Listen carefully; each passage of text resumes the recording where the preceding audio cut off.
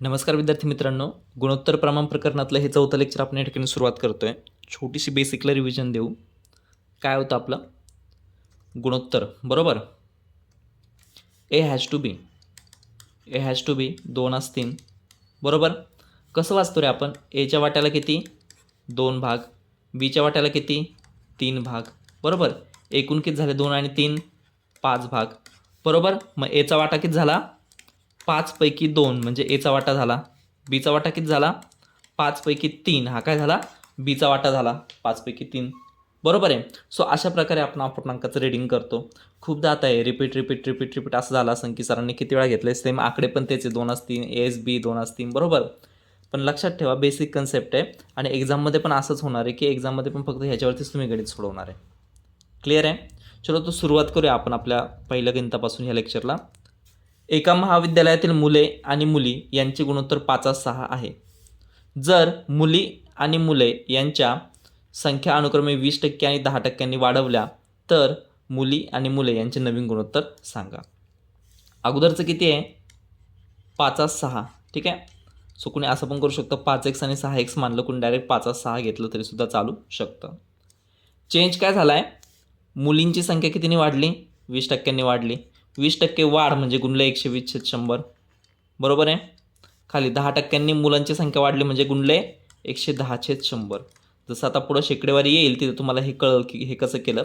पण 20% वाढ म्हणून आपण काय केलं डायरेक्ट गुणले 120/100 घेतलं. 10% वाढ म्हणून गुणले 110/100 घेतलं. सोडवा काय काय राहिलं आता हे 100 एकमेकांना कॅन्सल करून जातील, बरोबर. वरती काय राहिलं 5x गुणुले 120 छेद इथं 6x गुणुले 110. x कॅन्सल झाला, 0 कॅन्सल झाला. इथं 6 1 6, 6 2 12, किती राहिलं वरती 10/11 आणि 10/11 म्हणजे काय भेटलं तुम्हाला 10/11 आहे ऑप्शनमध्ये. पहिलाच ऑप्शन आहे ऑप्शन नंबर 1 10/11. सो कन्सेप्ट काय होते आता ही थोडीशी पर्सेंटेज रिलेटेड पण कन्सेप्ट आहे. जसं का तुमचं शेकडेवारी हा प्रकरण संपल त्यावेळेस तुम्हाला हे कळलेलं असेल की 1 गुणुले 120/100 कसं आला. आता फक्त एवढंच लक्षात ठेवा 20% वाढ म्हणून आपण काय केलं 100 अधिक 20, बरोबर ना. 20% वाढ छेद 100. 10% वाढ म्हणजे आपण काय केलं 100 अधिक 10/100, 10% वाढ, बरोबर. इथून हे 120/100 आणि 110/100 आले. सध्या फक्त एवढंच लक्षात ठेवा. चलो नेक्स्ट क्वेश्चन. एका हॉलमधील टेबल आणि खुर्च्यांचे गुणोत्तर 1:4 या प्रमाणात आहे. हॉलमधील टेबलची संख्या 20% वाढवली आणि खुर्च्यांची संख्या 15% वाढवली तर हॉलमधील टेबल आणि खुर्च्यांचे गुणोत्तर काय असेल. सेम टाईप आहे. काय दिले जुनं गुणोत्तर दिले आपल्याला टेबल आणि खुर्ची किती आहे 1:4.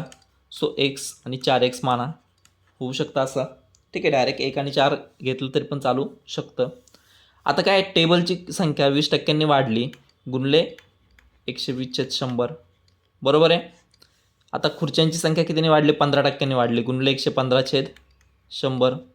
16 बरं काय होणार आहे 100 कॅन्सल आउट होऊन जाणार. राहिलं काय x गुणुले 120 छेद इथं 4x गुणुले 115. x कॅन्सल झाला. इथं 4ने पण भाग जातो 4 त्रिक 12, 4 0 0. परत कितीने भाग जातो आहे 5ने भाग जातो आहे 5 6 30. इथं 5 2 10, 5 त्रिक 15, किती आलं फायनल 6/23. 6/23 म्हणजे काय 6/23. क्लिअर आहे. सो अशा प्रकारे ऑप्शन नंबर 3 6/23 आलं उत्तर. आता गंमत काय होते माहिती आहे का एक्झाममध्ये फक्त ट्विस्ट काय टाकू शकतात कारण गणित तर सरळ स्ट्रेट फॉरवर्ड आहे. फक्त काय करणार माहिती आहे का टेबल आणि खुर्च्यांचं गुणोत्तर 1:4 दिलं आहे. आता हॉलमधील टेबलची संख्या आहे ना अगोदर खुर्च्यांची संख्या 15% वाढली आणि टेबलची संख्या 20% वाढली. म्हणजे विद्यार्थी काय करतोय इथं x गुणुले 115 करणार 4x गुणुले इथं 120 करणार, बरोबर. म्हणजे उलटं करणार. देताना काय करणार इथं टेबलच्या ऐवजी खुर्चीची देणार नंतर टेबलची देणार आणि विचारताना अगोदर टेबल आणि नंतर खुर्ची. एवढाच चेंज ह्या टाईपमध्ये होऊ शकतो. क्लिअर आहे. ओके चलो नेक्स्ट गणित.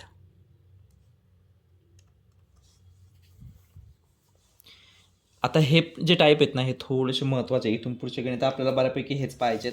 बऱ्यापैकी म्हणण्यापेक्षा शेवटपर्यंत ह्याच टाईपचे गणित आहेत. फक्त मध्ये थोडंसं उत्पन्न वगैरे नफा तोटा ते गणित पण आहे. पण पैशांचे गणित आणि हे मोस्ट IMP पण आहेत. हे एक्झाममध्ये भरपूरदा विचारलं आणि याच्यामध्ये कन्सेप्ट फिरवण्याला स्कोप पण भरपूर आहे. थोडीशी कन्सेप्ट फिरवली का काय होतं गणित पूर्णपणे चेंज होऊन जातं. ठीक आहे. सो सुरुवात करूया. एका बॅगेत 10 रुपये 20 रुपये आणि 50 रुपयांच्या समान नोटा आहेत. एका बॅगेमध्ये 10 रुपये 20 रुपये आणि 50 रुपयांच्या समान नोटा आहेत. एकूण मिळून 2000 रुपये असतील तर एकूण नोटांची संख्या सांगा. आता नोटांची संख्या विचारली. ट्रिक काय आहे हे याच्यातलं सगळ्यात सोपं गणित म्हणू शकतो आपण. ट्रिक काय दिलेली आहे की बाबा इथं समान नोटा आहेत. काय आहेत? समान नोटा आहेत. म्हणजे 10 रुपयांच्या पण समान, 20 रुपयांच्या पण समान, 50 रुपयाच्या पण समान.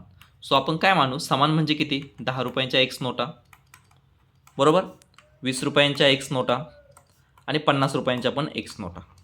ठीक आहे, सगळ्यांच्या एक्स एक्स एक्स समान नोटा आपण मानल्या. क्लिअर आहे. आता पुढची स्टेप काय करायची? नोटा समान मानल्या. आता किंमत दिली ना, एकूण काय दिली आपल्याला? किंमत दिली. 2000 रुपये काय दिली? किंमत दिली. सो आपल्याला काय काढावी लागेल? किंमत काढावी लागणार. इथं दिलेलं काय? एकूण नोटा दिल्या असतात आपण डायरेक्ट नोटांची बेरीज केली असती. इथं काय दिलं? 2000 रुपये दिलेत म्हणजे किंमत दिली तुम्हाला, बरोबर आहे. आता ही किंमत कुठं आणि नोटांची संख्या कुठं हे थोडंसं लक्षात घ्या बरं का. हे साधं गणित आहे, पण पुढे याचं थोडंसं ॲप्लिकेशन चांगलं करायचं आहे आपल्याला. 10 रुपयांच्या एक्स नोटा किंमत किती झाली? 10x, बरोबर आहे, अधिक 20 रुपयांच्या एक्स नोटा किंमत किती झाली?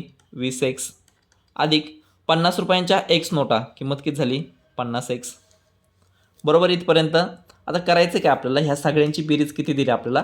2000 रुपये सगळे मिळून, बरोबर. सगळे मिळून किती आहे? 2000 रुपये आहेत. खरं 10 आणि 20 30, 30 आणि 50 80x, बरोबर. काय भेटलं तुम्हाला? 2000. मग एक्सची किंमत काय भेटली? 2000 भागिले 80. चला द्या, 0 गेला 8ने भाग दिला, 25 8 200. पण एक्स काय भेटली बरं? एक्स म्हणजे काय भेटलं तुम्हाला? 10 रुपयांच्या एक्स नोटा, 20 रुपयांच्या एक्स नोटा, 50 रुपयांच्या एक्स नोटा, बरोबर. आपल्याला विचारलं आहे काय त्यांनी? एकूण नोटांची संख्या. सो एकूण नोटा किती होणार? 10 रुपयांच्या एक्स, 20 रुपयांच्या एक्स, 50 रुपयांच्या एक्स, जे एकूण किती झाल्या? 3x झाल्या. 3x म्हणजे किती? 3 × 25 म्हणजे किती भेटलं तुम्हाला? 75 नोटा. क्लिअर आहे? किती भेटल्या? 75 नोटा. Option number 3. क्लिअर आहे. फक्त हे लक्षात ठेवा. आता इथं एकूण काय दिली होती? किंमत दिली होती ना, म्हणून आपल्याला किमतीची बेरीज करावी लागली. एकूण नोटा दिल्या असत्या तर आपण x अधिक x अधिक x 3x बरोबर डायरेक्ट नोटा घेतल्या असत्या.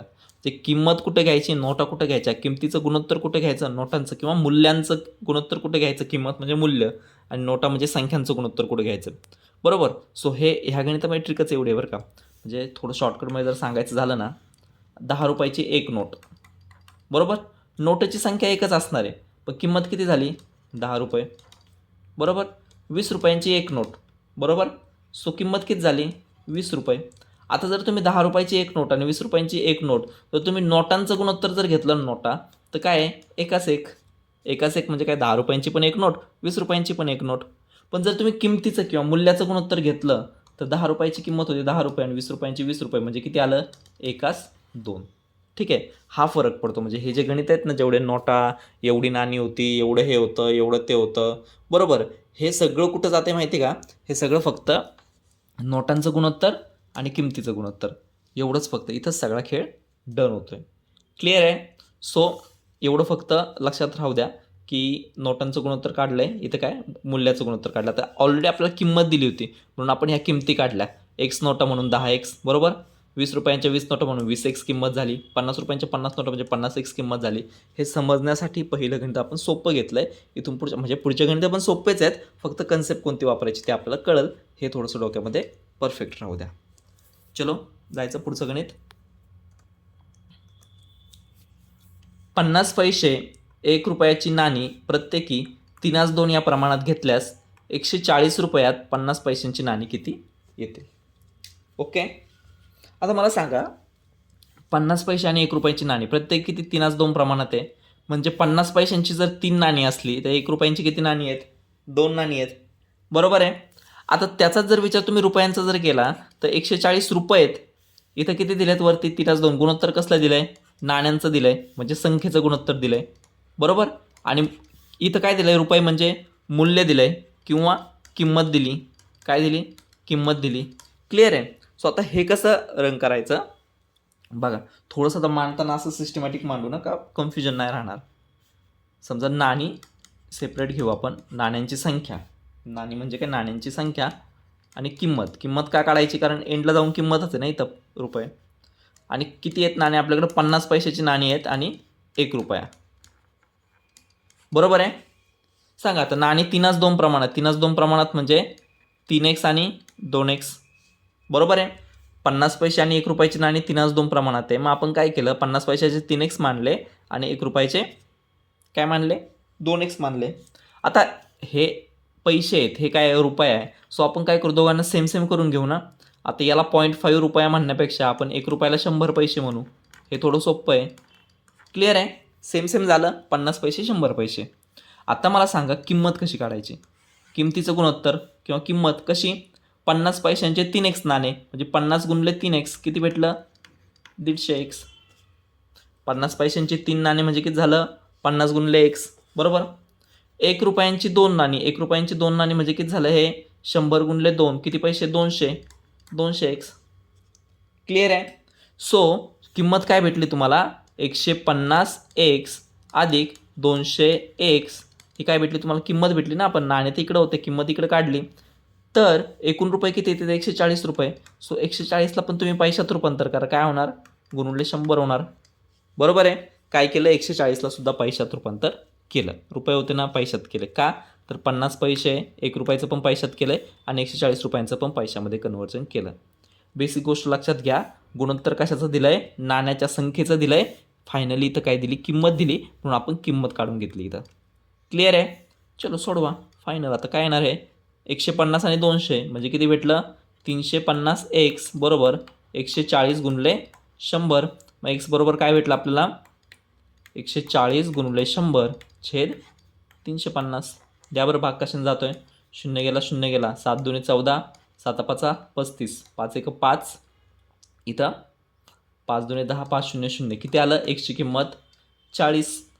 आता विचारलं काय आपल्याला, प्रश्न काय विचारला आहे, 50 पैशांची नाणी किती. 50 पैशांची नाणी किती आहेत, किती मानलेत आपण, 3x. एक्सची किंमत 40 आली. बरोबर. मग 50 पैशांची नाणी, 50 पैशांची नाणी किती भेटले आपल्याला, 3x. 3x म्हणजेच काय, 3 गुणले 40 किती आले, 120 नाणी. क्लिअर आहे का ऑप्शनमध्ये, ऑप्शन नंबर 1 पहिलाच ऑप्शन आहे. हे जर तुम्हाला 1 रुपयाचे नाणे विचारले असते तर काय आलं असतं, 2x. 2x म्हणजे किती, 40 दुने 80. बरोबर आहे. हे जर तुम्हाला एकूण नाणी विचारलं असतं, एकूण, तर 3 आणि 2 किती, 5, 5x. मग 4 5 20 किती आले असते, 200 नाणी आली असते. एकाच गणितामध्ये किती, 3 गणित फ्रेम झाले.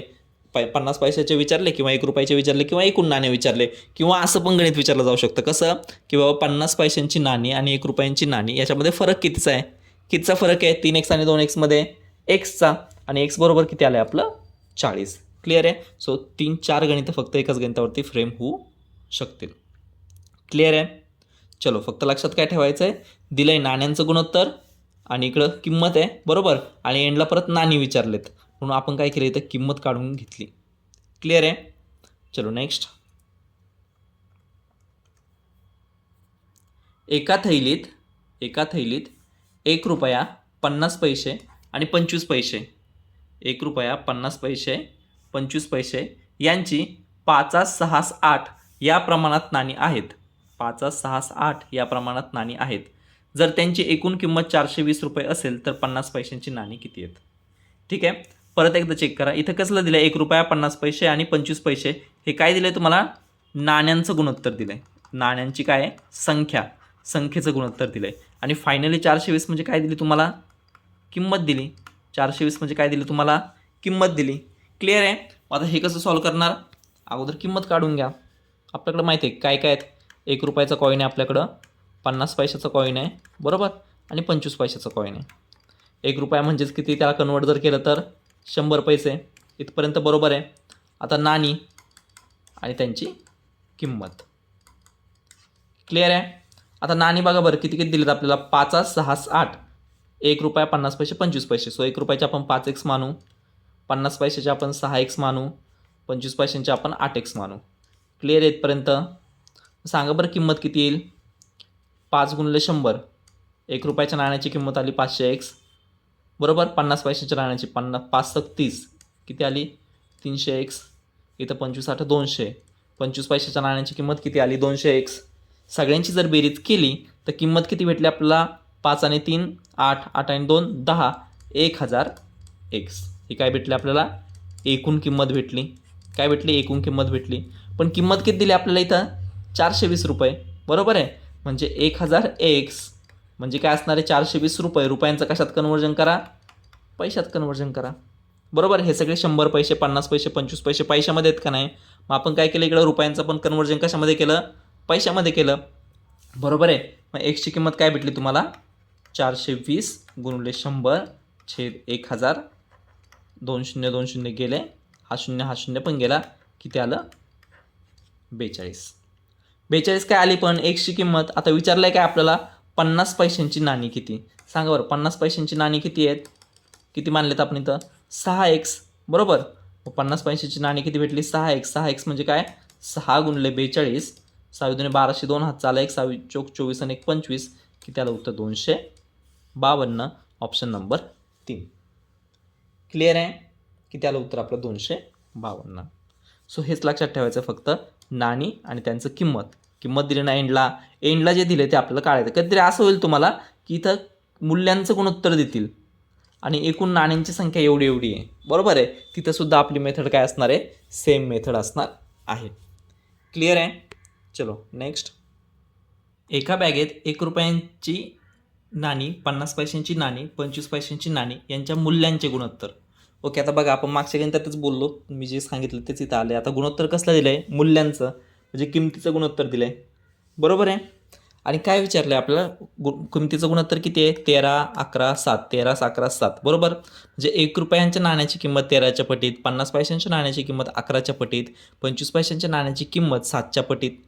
बॅगेत एकूण 378 नाणी आहेत. रुपये दिलेत का आता उलटं केलं का नाही. गुणोत्तर कसलं दिलं किमतीचं दिलं आणि एंडला काय दिलं आपल्याला नाणी दिली. तर 50 पैशांची एकूण नाणी किती. सेम जसं मागचं सोडवलं होतं ना तसंच सोडवायचं. फक्त मांडायला थोडीशी काय होईल थोडासा बदल होईल मांडण्यामध्ये. कसं होईल बघा 1 रुपया म्हणजे किती 100 पैसे 50 पैसे आणि किती आहेत 25 पैसे. ओके. नाण्यांचं नाही दिलं आता आपलं किमतीचं गुणोत्तर दिलं आहे. किती आहे आपण मानू 13x 11x आणि 7x. इथपर्यंत ओके आहेत. नाणी आपल्याला दिलेली नाही. तिसरी गोष्ट आपण नाणीच मांडतो ना. क्लिअर इथपर्यंत. आता नाणी कशी काढायची किमतीवरून नाणी कशी काढायची मला सांगा. 1 रुपयाची नाणी आहेत बरोबर किंवा 100 पैशांची. आता इथं डायरेक्ट 1 रुपयाची जरी किंमत तुम्ही घेतली पैशात नाही कन्वर्ट केलं थोडंसं लॉजिक लावायचं आहे कॉमन सेन्स लावायचं आहे. कसा एखाद्या गोष्टीची किंमत 13 रुपये बरोबर 1 रुपयाची किती नाणी होणार 13च होणार. बरोबर. किंमत पण 13 रुपये नाणी पण 13. काय होणार नाणी 13x. बरोबर. आता 1 रुपयामध्ये 50 पैशांची किती नाणी असणार 50 पैशांची 2 नाणी. बरोबर. म्हणजे 11 रुपये म्हणजे किती झाले 22 नाणे. क्लिअर आहे ना. 50 पैशांची किंमत काय 50 पैसे म्हणजे 1 रुपयामध्ये किती नाणी असणार 2 नाणी असणार. बरोबर आहे. 1 रुपयामध्ये किती नाणी असणार 2 नाणी असणार. मग आता 50 पैशांचे 1 रुपयामध्ये 2 नाणी मग 11x मध्ये किती नाणी असणार त्याच्या दुप्पट 22x असणार. बरोबर आहे. आता 25 पैशांची किंमत 7x आहे. आता 25 पैशांची नाणे बघा बरं 1 रुपयामध्ये 25 पैशाचे किती नाणे असणार 25 चोक 100 म्हणजे 1 रुपयामध्ये 4 नाणे असणार ना. मग 7x मध्ये किती नाणे असणार 7xच्या चौपट 28x एवढी नाणी असणार. क्लिअर आहे. सो इकडे काय काढले आपण किंमत काढली 13x 11x 7x आणि इकडे काय काढले आपण नाणे. 1 रुपयामध्ये 1 रुपयाचं एकच नाणं असणार म्हणजे 13x मध्ये 13x नाणे. 1 रुपयामध्ये 50 पैशांचे 2 नाणे असणार म्हणून 11x मध्ये किती असणार 22x असणार. 1 रुपयामध्ये 25 पैशांचे 4 नाणे असणार. बरोबर का नाही 25 चोक 100 म्हणजे 7x मध्ये किती असणार 7 चोक 28x असणार. तिघांची बेरीज करा बरं. तर 13 आणि 22 35 आणि 28 63x. बरोबर आहे. ही काय झाली तुमची एकूण नाणी 63x काय झाली तुमची एकूण नाणी. पण एकूण नाणी किती दिलेत आपल्याला एकूण नाणी किती दिलेत 378. बरोबर. जे 63x बरोबर काय आहे 63x बरोबर 378. मग x बरोबर काय भेटला करा बरं 378 भागिले 63 कितीने भाग जातोय 9ने जातोय 9 7 63 9 चोक 36 9 दुने 18 7 1 7 7 6 42. एक्सची किंमत काय भेटली तुम्हाला 6. आता काय विचारलं आपल्याला 50 पैशांची नाणे किती 50 पैशांची नाणे किती आले तिथं 22x आलेत. बरोबर. किती आले 22. आता हा रेशो घ्यायचा नाही बरं का. हा कसला आहे किमतीचा आहे. इकडं डोकंच लावायचं नाही. खेळायचं इकडं सगळीकडं नाण्यांमध्ये. किती आहे नाणी 22x. बरोबर. मग 50 पैशांची नाणी किती भेटले आपल्याला 22x. 22x म्हणजेच किती 22 गुणिले 6 म्हणजेच किती 132 नाणी. आहे का ऑप्शनमध्ये? Option number 1. क्लिअर आहे. एवढं सोपं आहे. फक्त गणित कसं लक्षात ठेवायचं आहे की देताना काय दिलं आहे, किमतीचं गुणोत्तर दिलं आहे आणि इथं जर हे काय किमतीचं गुणोत्तर दिलं आणि एकूण शेवटी जर त्यांनी रुपये दिले तर अगोदर नाण्यांचं इकडे हे करायचं बरोबर. किमतीचं गुणोत्तर दिलं आणि शेवटी नाणी दिले तर कसं करायचं आहे, अगोदर किंमत आणि इकडे नाण्यांचं हे काढून घ्यायचं गुणोत्तर. जर तुम्हाला अगोदर नाण्यांचं गुणोत्तर दिलं आहे, ठीक आहे, अगोदर कसलं सॉरी किमतीचं गुणोत्तर दिलं आणि शेवटी नाणी दिले, जे की आपलं आत्ताचं गणित आहे. 2 गणित पाहिले ना, कोणकोणते पाहिले बरं, कन्फ्यूज होतोय थोडं. 2 गणित कुठले कुठले पाहिजे तुम्हाला? एकतर गुणोत्तर देतील आणि एंडला एकूण देतील. मग स्टार्टिंग गुणोत्तर जर तुम्हाला नाण्यांचं दिलं नाणं तर लास्टला काय देतील, किंमत देतील. जर तुम्हाला गुणोत्तर किमतीचं दिलं तर लास्टला काय देतील, तुम्हाला नाणे देतील.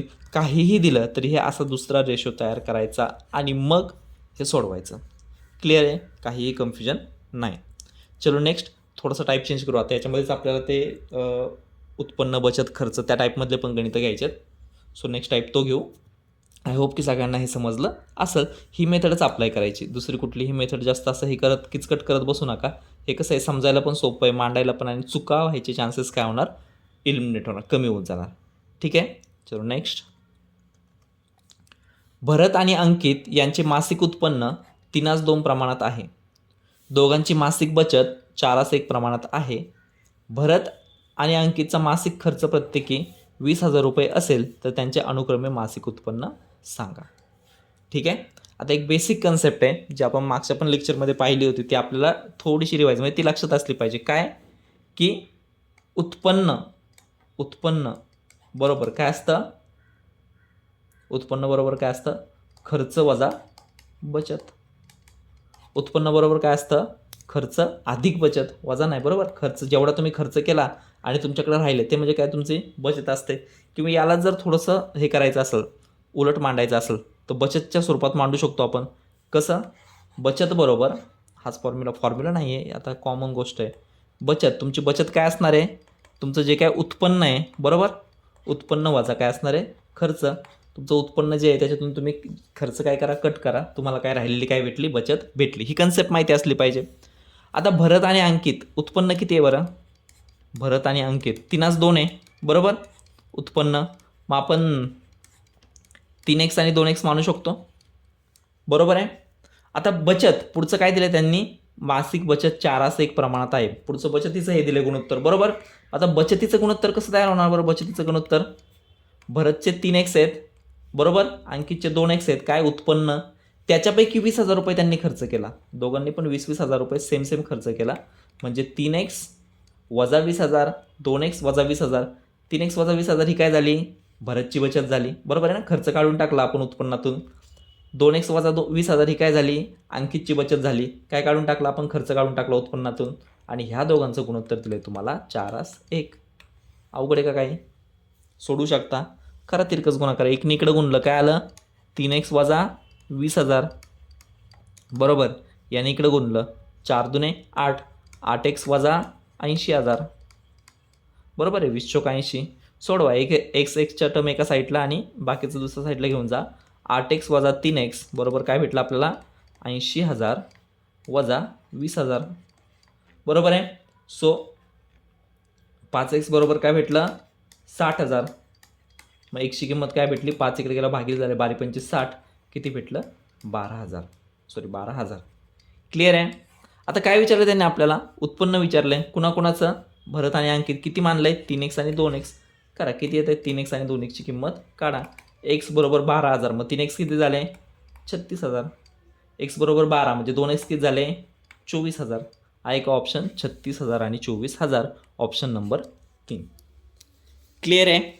गणित सोपं होतं, अवघड असं काय नव्हतं. ट्रिक किंवा लक्षात येण्याजोगी गोष्ट काय होती फक्त, की बाबा बचत म्हणजे काय असते, उत्पन्नातून जर तुम्ही खर्च वजा केला तर बचत राहणार आहे. उत्पन्न आपण 3x आणि 2x मानले, त्याच्यातून खर्च किती दिला आहे, प्रत्येकी खर्च 20,000 रुपये दिला आहे बरोबर. मग भरत पण 20,000 खर्च करतो, अंकित पण 20,000 खर्च करतो. जे 3x वजा 20,000, 2x वजा 20,000 हे काय भेटलं, त्यांच्या बचत भेटल्या. आणि बचतीचं गुणोत्तर किती दिलं आहे आपल्याला, 4/1 किंवा 4:1. क्लिअर आहे. चलो नेक्स्ट पाहू. पीटर आणि पॉलचे मासिक उत्पन्न 4:3 गुणोत्तरात आहे. त्यांचे खर्चाचे गुणोत्तर 3:2 आहे. दोघांची मासिक बचत प्रत्येकी 6,000 रुपये असल्यास त्यांचे उत्पन्न सांगा. सेम गणित आहे, थोडासा बदल काय झाला, आता इथं बचत दिली बरोबर. बचत पण काय असणार आहे, उत्पन्न वजा बचत म्हणजे काय असणार आहे, खर्च असणार आहे बरोबर का नाही. तोच फॉर्म्युला काय केला, फक्त आपण रिअरेंज केला. त्यांचं जे काय उत्पन्न आहे त्याच्यातून जर बचत साईडला काढली तर राहिलेली अमाऊंट काय असणार आहे, खर्चायला राहिलेली अमाऊंट खर्च बरोबर आहे. सो आता पीटर आणि पॉल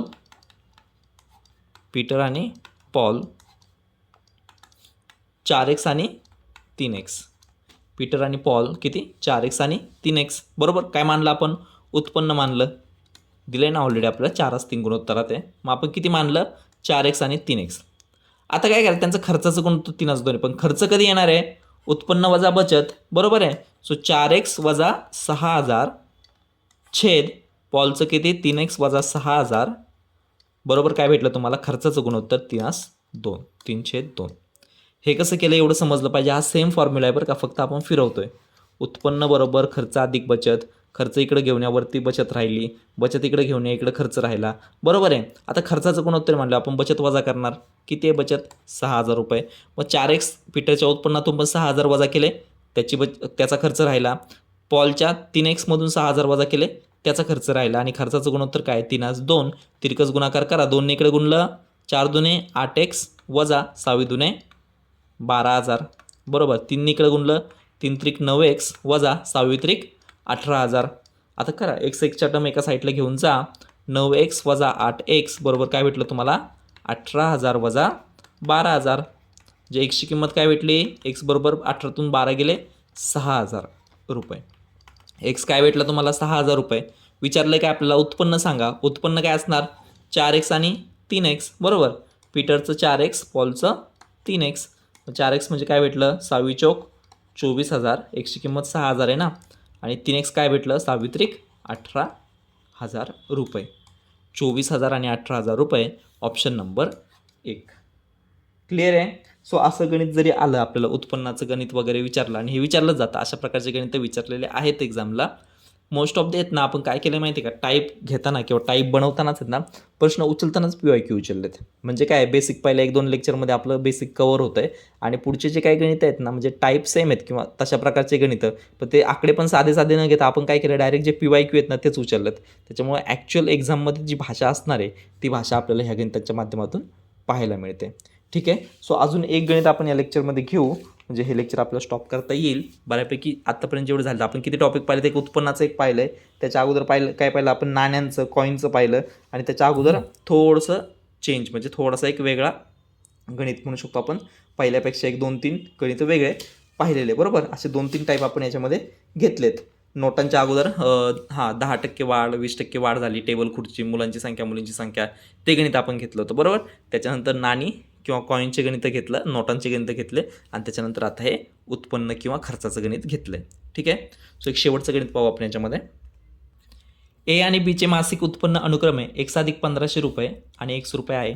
देतानाच ऑलरेडी त्यांनी xच्या स्वरूपात दिले. जर Aचे उत्पन्न 12.5% वाढवलं, Bचं उत्पन्न 25% कमी केलं, तर त्यांच्या उत्पन्नाचे नवीन गुणोत्तर 9/5 होते. तर Aचं मासिक उत्पन्न सांगा. एकाचं वाढवलं, एकाचं कमी केलं. सेम आपला पहिला टाईप होता. ह्या लेक्चरची सुरुवात आपण जिथून केली बरोबर आहे. तसंच गणित आहे, मुलांची संख्या एवढ्या टक्क्यांनी वाढवली, मुलींची संख्या एवढ्या टक्क्यांनी वाढवली, तसंच आहे हे गणित बरोबर. फक्त काय दिलं आहे, थोडंसं इनोव्हेट केलं आहे, त्याला एक्सच्या स्वरूपात किमती दिल्यात. क्लिअर आहे. आता काय करायचं माहिती आहे का, एचे उत्पन्न, बीचं उत्पन्न, ठीक आहे, दोघांचा रेशो नवीन उत्पन्नाचा कसा, एचं आत्ताचं किती आहे, x + 1,500 बरोबर. त्याच्यामध्ये 12.5% वाढ झाली. 12.5% वाढ म्हणजे हे काय झालं, 112%. 112% म्हणजे काय, गुणले 112.5/100. क्लिअर आहे. छेदामध्ये काय होणार, बीचं उत्पन्न 25% कमी केलं. बीचं उत्पन्न किती होतं, x होतं, 25% कमी म्हणजे 100मधून 25 गेले, किती राहिलं 75%, म्हणजे गुणले 75/100. इथपर्यंत कळलं सगळ्यांना बरोबर. नवीन गुणोत्तर किती दिले आपल्याला, 9/5 म्हणजे 9/5. क्लिअर आहे. याची किंमत किती दिली, जुनं जे काय त्याचं उत्पन्न होतं एचं, त्याच्यामध्ये 12.5% वाढ झाली म्हणजे गुणले 112/100 बरोबर आहे. 112.5/100 बीचं जे काय उत्पन्न त्यात 25% घट झाली, बरोबर, म्हणजे गुणुले 75/100, बरोबर आहे. आणि ह्या ज्या काय जे काय चेंज झालेलं जे काही गुणोत्तर त्याची किंमत किती आहे, 9/5 आहे. सोडवा. 100 कॅन्सल झाले, बरोबर आहे.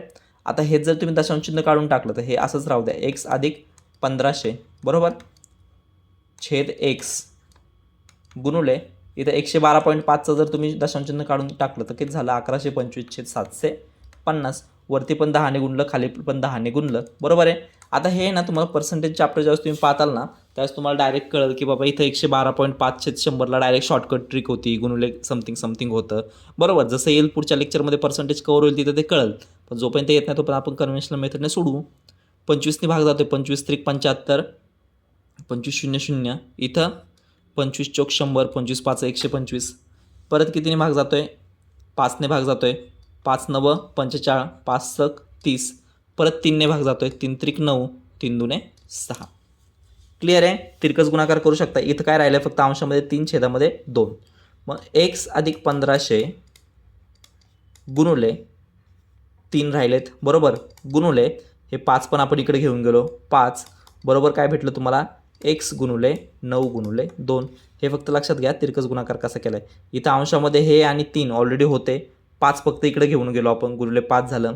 इकडे अंशामध्ये 9 ऑलरेडी होते, x आपण तिकडे घेऊन गेलो आणि 2 आपण तिकडे घेऊन गेलो, तिरकस गुणाकार, बरोबर आहे.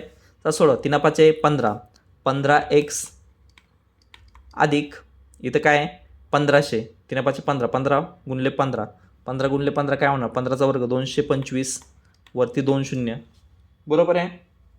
225 वरती 2 0, बरोबर. काय भेटलं तुम्हाला इथं, 9 दुने 18x. क्लिअर इथपर्यंत. 9 दुने काय भेटलं, 18x भेटलं. आता मला सांगा एक्सची किंमत काढायची, एक्स एका साईडला घेऊन जा, 18x वजा 15x किती, 3x. 3x बरोबर काय, 22,500, बरोबर आहे. मग x बरोबर काय भेटलं तुम्हाला, 22,500/3, बरोबर. हे जर तुम्ही सोडवलं, 3 1 3, 3 7 21, 3 5 15, 3 0 0 3 0 0, एक्सची किंमत किती भेटली तुम्हाला, 7,500 रुपये. पण एक्स म्हणजे काय, बीचं उत्पन्न आपल्याला विचारलं आहे, कुणाचं, एचं उत्पन्न विचारलं. मग एचं उत्पन्न किती आहे, एचं उत्पन्न किती आहे, x अधिक 1500, बरोबर, म्हणजे 7,500 अधिक 1500 म्हणजेच किती झालं, 9,000 रुपये. क्लिअर इथपर्यंत. एचं उत्पन्न किती झालं, 9,000 रुपये. फक्त लक्षात ठेवायची गोष्ट कोणती होती, म्हणजे लेंदी वे कुठं झाला माहिती आहे का, इथंच फक्त हे 100 स्वरूपात दिलं आहे, गुणले 112.5, बरोबर, छेद 100 गुणले 75/100, ही आकडेमोड थोडीशी करणं हे होतं. बाकी तिरकस गुणाकार केल्यावरती एक्सची किंमत आपल्याला डायरेक्ट मिळाली. ठीक आहे. सो उत्तर किती आलं आहे आपलं, फायनल आन्सर ऑप्शन नंबर 3, एचं उत्पन्न 9,000 रुपये. बीचं विचारलं असतं तर इथंच संपलं असतं गणित, बरोबर आहे. एक्सची किंमत 7,500 रुपये, पण एचं विचारलं, एचं किती होतं, x अधिक 1,500 रुपये, 1,500 रुपये. क्लिअर आहे. सो अशा प्रकारे हे लेक्चर या ठिकाणी संपतं आहे. शेवटचं गणित होतं. मला वाटतं की 4 लेक्चर झालेत आपले. एक शेवटचं 5वं लेक्चर, याच्यामध्ये पण सेम गुणोत्तर प्रमाणचे शाब्दिक उदाहरणं आपण घेणार आहे, जे की थोडे महत्त्वाचे पण आहेत, बरोबर. आणि अशीच रचना आहे ना प्रत्येक लेक्चरची, की सुरुवातीला थोडंसं बेसिक नंतर आपण ॲडव्हान्सकडे घेऊन जातो. आणि एक गोष्ट पुन्हा सांगतो की डिफिकल्टी लेवल असं काहीही नसतं. पेपर डिझाईन होतानाच असा होतो ना की काही टॉपिक तुम्हाला थोडेसे इझी लेवलचे, काही मॉडरेट लेवलचे, काही डिफिकल्ट लेवलचे, बरोबर. असं पेपर डिझाईनच असं असतं. सो तुम्ही जर एखादा टॉपिक म्हटलं नाही सर एवढं अवघड काही विचारलं जात नाही, मी काय हे करणार नाही, बरोबर, आणि मी सोडून देतो किंवा सोपे गणित करतो, आणि तर तोच टॉपिक तुम्हाला थोडासा डेपमध्ये पडला, ज्यावेळेस TCS आणि IBPS एक्झाम घेते ना तुमचं, तर तो पॅटर्न तसा असणारच 100%. थोडीशी डिफिकल्टी लो, कारण ज्यावेळेस तुमच्या शिफ्टमध्ये पेपर घ्यायचे आहेत, बरोबर, वेगवेगळ्या शिफ्टमध्ये भरपूर सारे पेपर घ्यायचे आहेत, त्यावेळेस ते नॉर्मलायझेशन करायला हा पॅटर्न युजफुल ठरतो. त्याच्यामुळे हे असं पेपर डिझायनिंग असतं. सो तुम्ही कोणत्या टॉपिकला असं कमी नाही समजू शकत किंवा ह्या टॉपिकमध्ये एवढे अवघड गणित किंवा एवढं डेपमध्ये अवघड असं काहीच नसतं. काय असतं, फक्त लेंदीनेस वाढलेला असतो, बरोबर. एक कन्सेप्ट 2-3 एकत्र आलेले असतात. सो तुम्ही असं नाही म्हणू शकत नाही ना सर याच्यामध्ये असे कन्सेप्ट येऊच शकत नाही, हे असं विचारलं जाऊ शकत नाही, बरोबर का नाही, असं कोणीच नाही म्हणू शकत. त्याच्यामुळं सगळे गणित एकदम परफेक्ट करा. समजलं नाही तर 2दा 3दा 4दा व्हिडिओ पहा. 3 तासांचा वॉच टाईम आहे आपला, बरोबर. 30 मिनिटाच्यावर आपलं किंवा जास्तीत जास्त 40 मिनिटाच्यावर आपलं लेक्चर नाही, म्हणजे 5 वेळा तर तुम्ही एक व्हिडिओ आरामात पाहू शकता. ठीक आहे. सो हे लेक्चर आपण या ठिकाणी स्टॉप करूया. अजून एक लेक्चर बाकी आहे, ज्याच्यासोबत आपला हा चॅप्टर संपून जाईल.